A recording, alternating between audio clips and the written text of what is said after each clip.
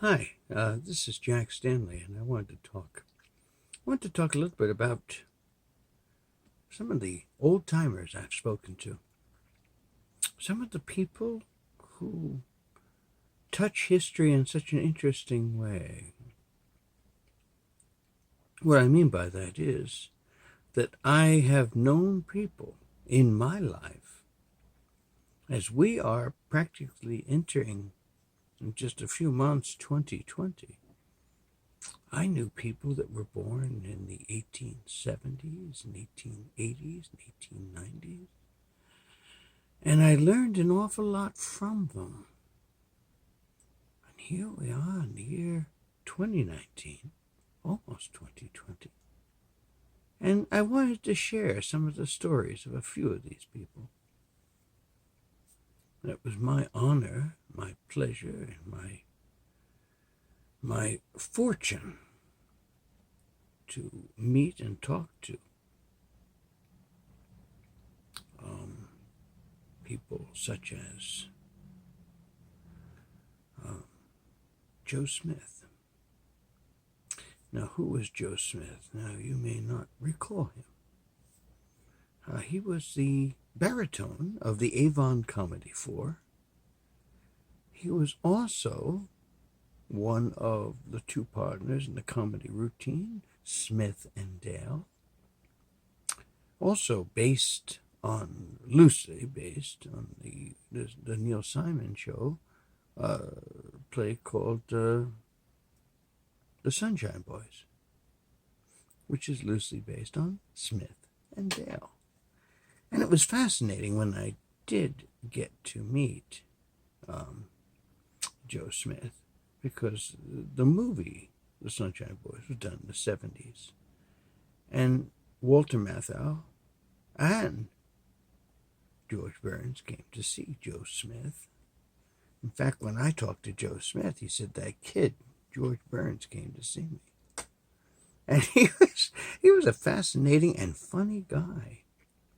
And I remember he was at the Englewood Actors Home. That's where he lived for a number of years.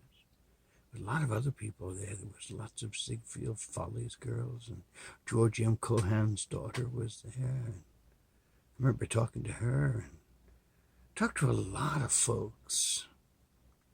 And I remember Joe was interesting. I got to sing with Joe a little bit, actually. We sang a little quartet stuff, and we did some, what do you want to call it? Some barbershop harmony, and that's basically what they did. And so we sang a little Avon Comedy 4 stuff, and I had a grand old time with him. Really amazing.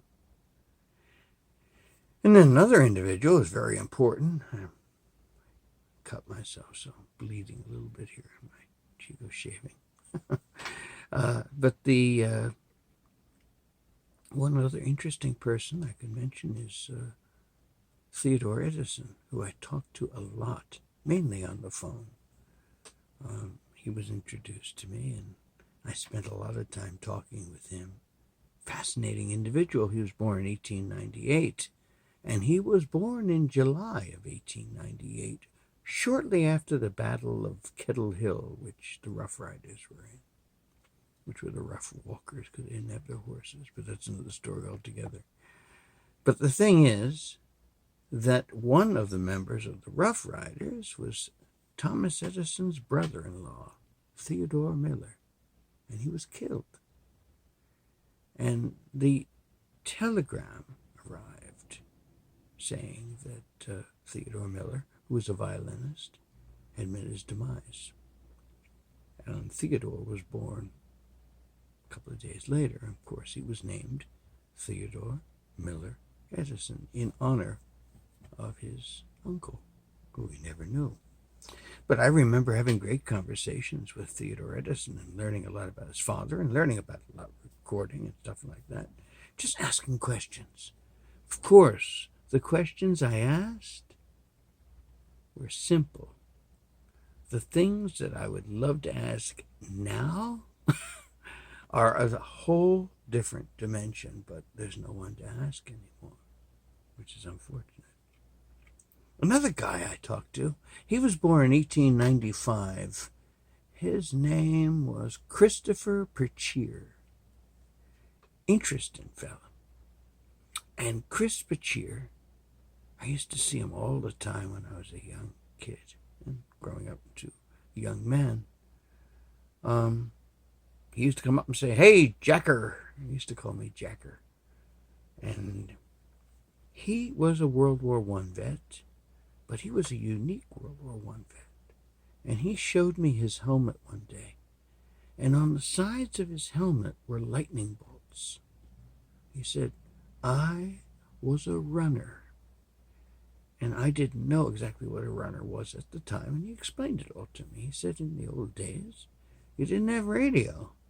And so if you had a group of soldiers in one trench, how do you tell them from the other trench what's going on? You send runners. When you send 3 people with the same message, and one of them's going to make it. And so that's what he did. He said we ran faster than lightning. And he never got hit, amazingly. Interesting thing to mention on the German side, who was a runner? Adolf Hitler. And he was hit a couple of times. He received the Iron Cross for bravery. Interesting thing. Once again, it's hard when we talk about Hitler because people get all upset. But, I'm talking about the other side of Hitler. You have to understand, World War I, he was kind of a goofy guy, but also he was a brave son of a bitch. And he got shot, he got hit, got the Iron Cross twice for bravery. Chris got a lot of medals for bravery, too. Another person, going way, way, way, way back, who I sat and talked with in 1969. Her name was Miss Holmes. And Miss Holmes was 90 years old in 1969. She had been born in 1879. A long, long time ago, if you think about it. That was 140 years ago she was born. And I know her. Wow. That's kind of shocking. The interesting thing about Miss Holmes, she was a fascinating individual who kept an eye on everything that was going on. And so she would tell me about what she would see. She was working in government offices in Washington, D.C. during the Taft administration. She didn't like Woodrow Wilson. She had very disparaging words to use for him. And she said in his later years, of course, whenever he walked with a limp because he had a stroke. And I said, oh, yeah, that's right, yeah. So she was pretty good in her observations. She said Taft was monstrous, but a charming individual. And she said the joke around the town was that President Taft was riding on a trolley and gave up his seat for 3 women. I always remember that. She was a delightful lady. She died, I think, around 1970. She was like 91. But I would sit there and talk with her, and she told me lots of stuff, that you'd never, ever learn from a history book. And, of course, she told me that the Model T Ford couldn't go up a hill with half a tank of gas because it was a gravity-feed tank, so you had to drive up backwards. Now, you're never going to learn that in a history book. And probably a book about the Model T Ford, they're not going to talk about that. But the people that used it, she was a fascinating lady. I enjoyed her company, and I learned a lot from her. She was really neat. Boy, these people that I'm mentioning, talking from the 19th century, they all were fascinating. They had great moments in which they did great things.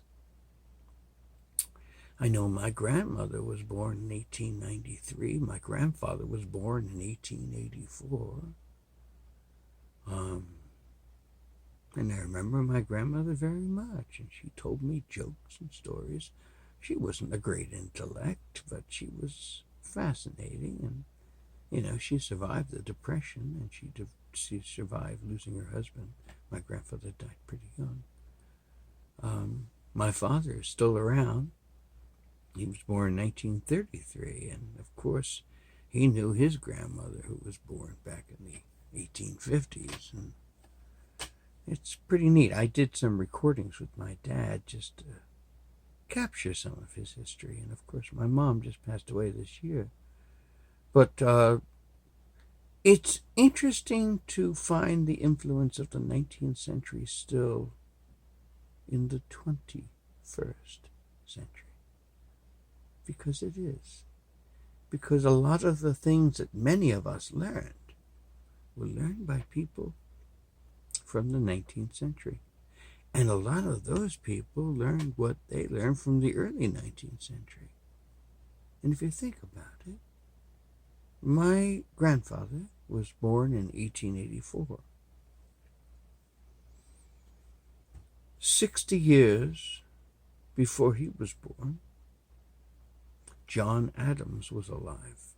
Thomas Jefferson was alive. James Madison was alive. John Taylor was alive. Aaron Burr was alive. James Monroe was alive. I mean, all of these individuals, just 60 years before my grandfather was born.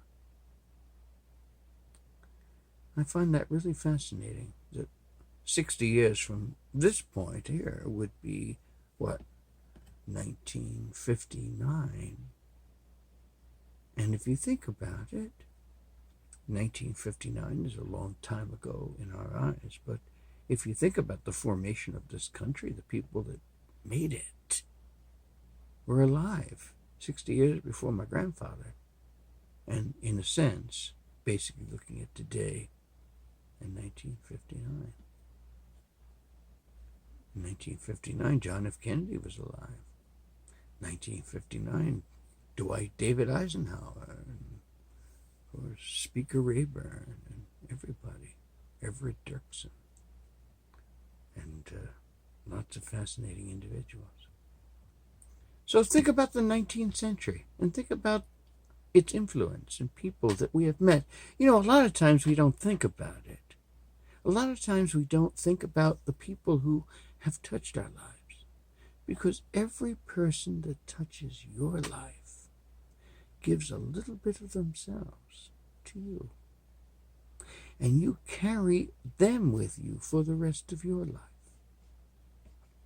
I'm very happy that hopefully I've given a lot of my life to a lot of younger people who may carry some of the thoughts and ideas and experiences that I've had. And so, a quick little thought, which wasn't too quick, on influences from the 19th century and some people that I met. And not all of them, there's more, but I thought those were the most interesting of the batch. So have a good evening. Thank you.